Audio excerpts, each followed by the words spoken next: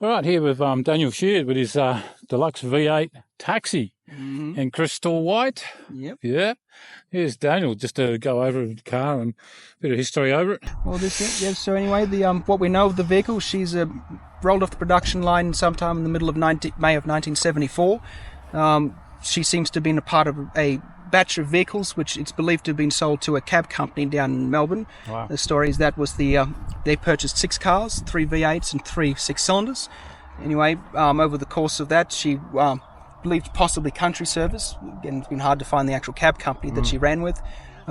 With it, the vehicle was run from 1974 all the way to 1982, which is then it was purchased by the driver, transferred both the actual registration and the insurance policy over, and with that he then drove that as his private vehicle for the family until 2015 when he unfortunately passed.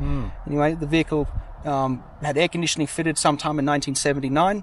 Again, we know a lot of this is because when the vehicle was actually purchased from the deceased estate, it came with 5 shoeboxes worth of paperwork. The bloke kept nearly everything, including from the stuff in time at service.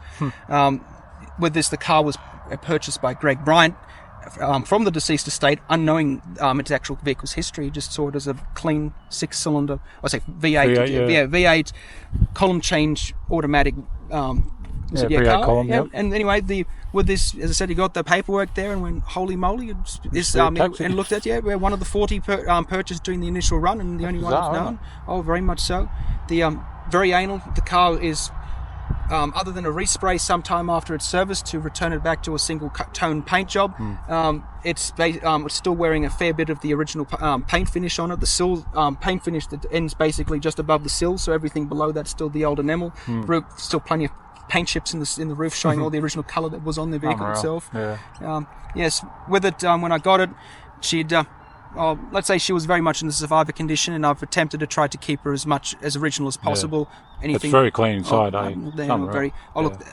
with that one, and that's how she came. It's amazing. Someone really was tyrannical with whoever hopped in this vehicle. Anyway, the little things with that set it off as unusual for even just for the undiscerning eye there. Like you get in the back, and the actual seatbelt hooks are made out of fabricated aluminium, which suggests there's been a lot of people reefing them on, and someone got very sick of having to replace the buggers. Same thing too is that there's a panic alarm mounted behind the battery on the vehicle, which has been there. At the moment it's not active, but the wiring diagrams came with the paperwork, so that's one of my intent to get it working again.